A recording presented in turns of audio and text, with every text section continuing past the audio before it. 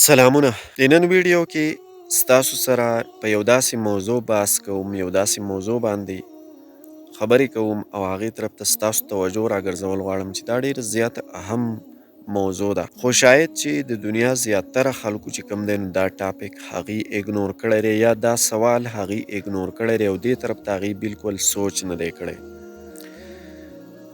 تاسو چېرته دا سوچ کړی دی چې د انساني ژوند د انساني زندګۍ مقصد څه دی؟ یعنی زمونږ د ژوند مقصد څه دی؟ مونږ د څه مقصد دپاره الله تعالی پیدا کړي یو؟ اوس دا یو داسې سوال دی چې که تاسو ریسرچ وکئ، تاسو د دې دپاره ژور تحقیق وکئ، نو زما دا خبره به غلطه نه وي چې د دنیا که یو طرف ته مونږ سوچ وکړو په دنیا کې په اربونو خلک اوسیږي، یعنی څومره انسانان چې په دنیا کې اوسیږي نو دې وخت کې که ته اسټیمیټ او اندازه ولګئ نو دا اربونو ته د هغې تعداد رسیږي. خو په دې اربونو کې به یو څو کسانو، یو څو چند په سوونو خلکو به دې سوال طرف ته د هغې توجه وي، هغوی به په دې سوچ کړی وي، په دې باندې به هغوی تحقیق کړی وي چې یاره زموږ د ژوند د زندګۍ مقصد څه دی. مثال کې طور پر ستا سره یو موبایل دی او د دغې موبایل په اړه باندې تا ته صرف دومره معلومات دي چې یاره په دې باندې کال کیږي، ملګرو سره، خپلو خپلوانو سره، رشته دارو سره پرې رابطه کولی شي، د خپلو حالاتو نه خپل پردي په دې خبرولی شي. د دې نه علاوه واټساپ، یوټیوب، فیسبوک، انسټا، ټاک، ټویټر وغیره د دې پلیټ فارمز یعنی د سوشل میډیا استعمال هم په دې باندې کولی شي او د دنیا سره په کمیونیکیشن هم کولی شي. د انټرنیټ فیسیلیټي او سهولت پکې هم موجود دی. د دې دا فایده اخیستی شي، د ریسرچ دپاره هم استعمالولی شي. لکه تا ته او ما ته خو صرف دومره معلومات دي، خو د دې نه علاوه زیات علم نور زما او ستا سره د دې موبایل د دې ډیوایس په اړه باندې نشته. خو که فرض که ته د دې موبایل په اړه باندې کمپلیټ او ژور معلومات حاصلول غواړي چې یاره دا موبایل چې کوم دی دا جوړ شوی څنګه دی، د دې دننه چې دا څومره پرزې دي دا په څه طریقه راجوړې شوي دي، دا کار څنګه کوي، د دې دا ټول سیسټم، دا اپریټنګ سیسټم چې کوم دی دا څنګه تیار شوی دی او د دې د سافټویر او هارډویر د ټولو پرزو په اړه باندې د ټول سیسټم په اړه ته معلومات حاصلوي. نو دا معلومات تاله صرف هغه کس درکولی شي چا چې دا موبایل جوړ کړی دی، څوک چې د دې موبایل انجینیر دی. دا اګزامپل او مثال مې هم تاله په دې وجه باندې داسې درکړو چې د دې انساني ژوند کریټر چې کوم دی نو دا الله تعالی دی. د انسان د زندګۍ د مقصد په اړه باندې علم صرف او صرف د الله سره دی، کمپلیټ علم د انسان سره نشته. نو زه تاسو ته دا وایم چې که تاسو په دې سوال باندې ځان پوه کول غواړئ نو هغه علم چې کوم دی هغه الله تعالی په قرآن مجید کې رالیږلی دی، په اسلامي کتابونو کې، اسلامیک هسټري کې هغه علم پروت دی. د دې نه علاوه د پیغمبرانو، صحابه کرامو او چې نور کوم د الله تعالی طرف کوم احکامات راغلي په مختلفو دورونو کې تاسو هغه کتلی شئ. بیا به تاسو د دې سوال په جواب باندې صحیح پوه شئ چې د انسان د ژوند مقصد څه دی. خو زما د مات ګوډ علم مطابق زه صرف دومره ویلی شم څومره چې ما تحقیق کړی دی په دې سوال باندې او څومره ما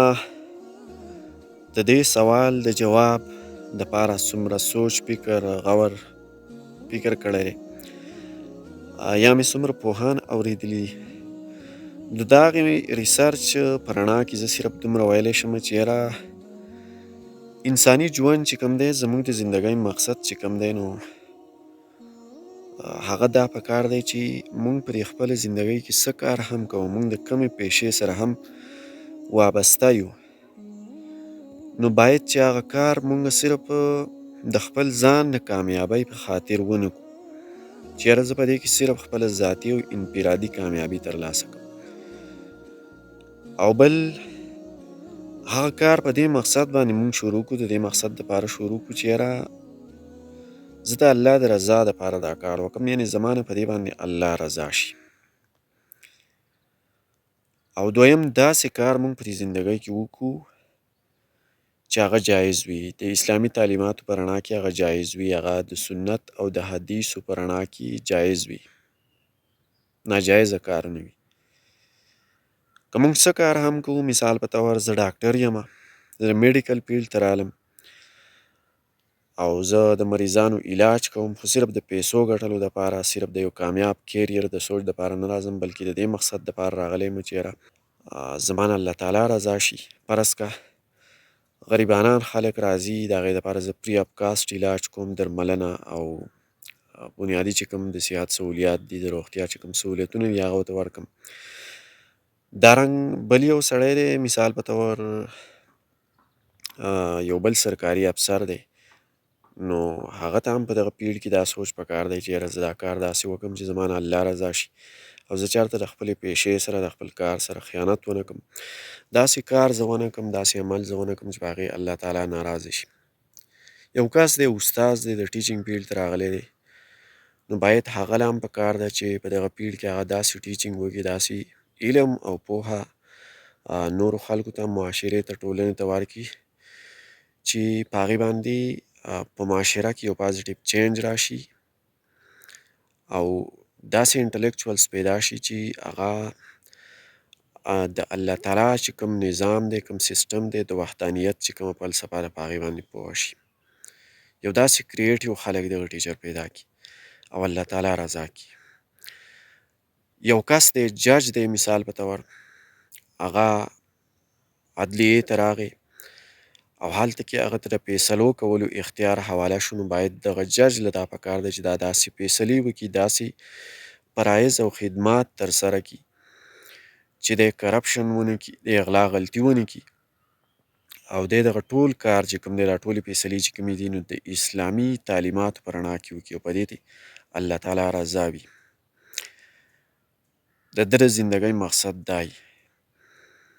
یو کس دی، خبریال دی، فار اګزامپل صحافي دی، جرنلیست دی، په میډیا کې کار کوي، نو هغه له باید صحافت داسې پکار دی چې هغه خپل صحافت خرڅ نه کړي، هغه د پالیټیشنز یا د نورو کرپټ خلکو په پاور کې، په پریشر کې، په دباو کې رانشي، چېرته دروغ ونه وایي. صحافت هم دی د عوام د خدمت په جذبه باندې وکړي او عوام ته تعلیم او علم او پوهه او آګاهي ورکړي او د الله د رضا دپاره په دغه پیشه کې دی کار وکړي. بل یو سړی دی، مثال په طور دی عالم دی، د دین او د اسلام د تعلیماتو او علومو او آګاهۍ خدمت ترسره کوي، معاشرې ته علم ورکوي، خاص کر د اسلام په اړه باندې، د دین په اړه باندې. نو دغه عالم له هم دا پکار ده چې دا د ریاست نه، د حکومتي واک نه یا د زورورو خلکو نه، د طاقتورو خلکو نه، د مافیا نه ونه ویرېږي، د هغې په دباو کې، د هغې په پریشر کې رانشي او حق وینا همیشه دپاره قوم ته او خلکو ته وکړي او د الله د رضا دپاره خپل فرایض او خپل خدمات ترسره کړي چې یاره زما د زندګۍ مقصد دا دی چې زه الله رضا کړم. نو تاسو ته پته شته ګرانو کتونکو، که داسې موږ په خپله زندګۍ کې هر کار کوو، هرې پیشې سره وابسته یو، نو دا په عبادت کې شمارېږي چې موږ هر یو کار کوو خو چې په هغې باندې الله زموږ نه رضا شي او موږ د الله د رضا دپاره هغه کار کوو، صرف د خپلو مفادو دپاره نه، نو دا په عبادت کې شمارېږي. او چې په عبادت کې شمارېږي، نو ستا زندګي چې کومه ده، نو د هغې چې کوم خاص مقصد دی، یعنې الله رضا کول، الله پاک ته نږدې کېدل، هغه مقصد ستا پوره شو.